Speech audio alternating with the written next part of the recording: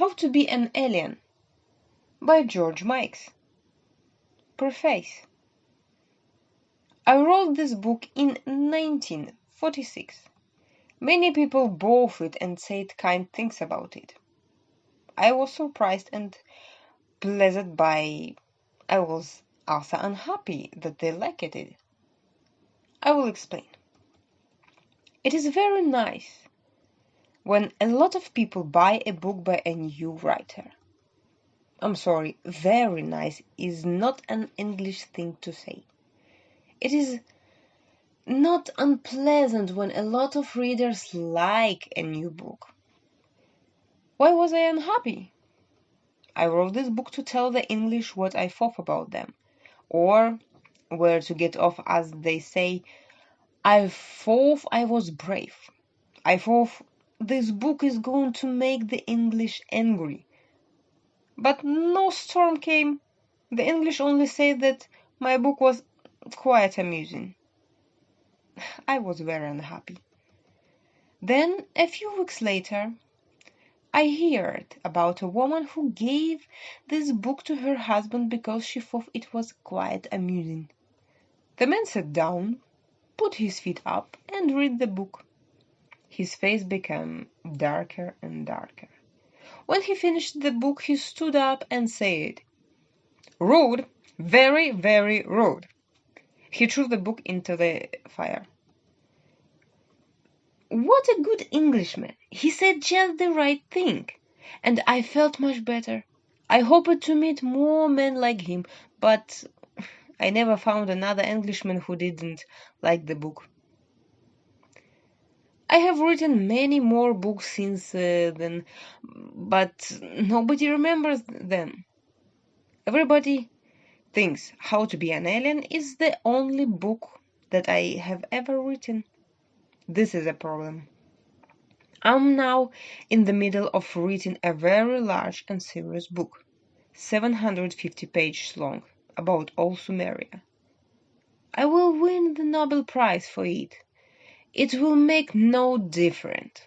People will still think How to Be an Alien is the only book that I have ever written. People ask me, then are you going to write another How to Be an Alien? I'm sure they mean to be kind, but they cannot quite understand my quiet reply. Never, I hope. I think I'm the right person to write about How to Be an Alien. I'm an alien. I have been an alien all my life. I first understood that I was an alien when I was 26 years old. In my country, Hungary, everybody was an alien, so I didn't think I was very different or unusual. Then I came to England. I learned that I was different. This was an unpleasant surprise. I learned immediately that I was an alien. People learn all important things in a few seconds. A long time ago, I spent a lot of time with a young woman who was very proud of being English. One day, to my great surprise, she asked me to marry her. "No," I replied, "I cannot marry you. My mother doesn't want me to marry a foreigner." She looked surprised and replied, "Me? A foreigner? What a funny thing to say. I'm English. You are the foreigner. And your mother is a foreigner too." I didn't agree. "I'm a foreigner in Budapest too?" I asked. "Everywhere," she said. "If it's true that you are an alien in England, it's also true in Hungary and North Borneo and Venezuela and everywhere." She was right, of course, and I was quite unhappy about it. There is no way out of it.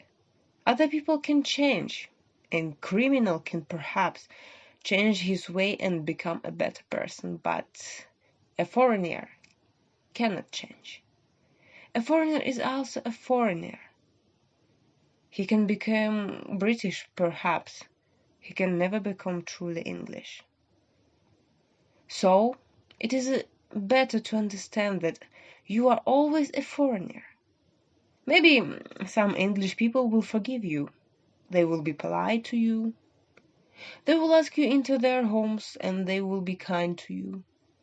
The English keep dogs and cats and they are happy to keep a few foreigners too. This book offers you some rules about being an alien in England. Study them carefully. They will help you to be more like the English. If you are like the English, they think you are funny.